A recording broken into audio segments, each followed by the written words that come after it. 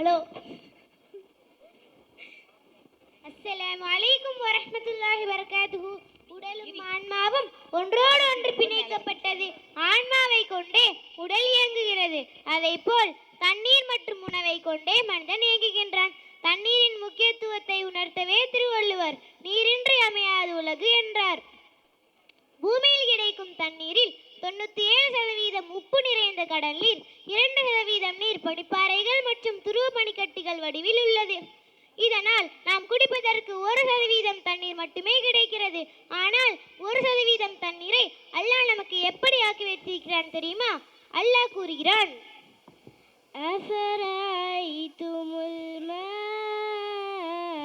அல்லதி தஷ்ரபூன். நீங்கள் குடிக்கின்ற தண்ணீரை கவனித்தீர்களா?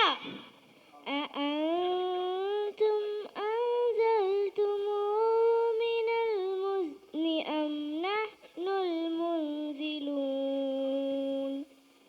மேகத்திலிருந்து நீங்கள் பொழிய வைத்தீர்களா அல்லது நாம் பொழிய வைத்தோமா? லவ் நஷாஉ ஜஅல்னாஹு உஜாஜன் ஃபலௌலா தஷ்குரூன். நாம் நாடினால் அதை நீங்கள் குடிக்க முடியாத உப்பு நீராக ஆக்கிடுவோம். நீங்கள் நன்றி செலுத்த வேண்டாமா? நாம் குடிக்கின்ற மதுரமான நீர் அல்லாஹ்வின் அத்தாட்சிகளில் ஒன்று. அல்லாஹ் நமக்கு கொடுத்த அந்த அற்கொடையான தண்ணீரை அன்றாடம் நம்முடைய வாழ்வில் எப்படி வீணாக்குகிறோம் என்பதை நம் பள்ளி மாணவர்கள் உங்கள் முன் மௌன நாடகம் மூலம் கண்ணுக்கு விருந்தளிக்க இதோ வருகிறார்கள். என்ன மேம்? கை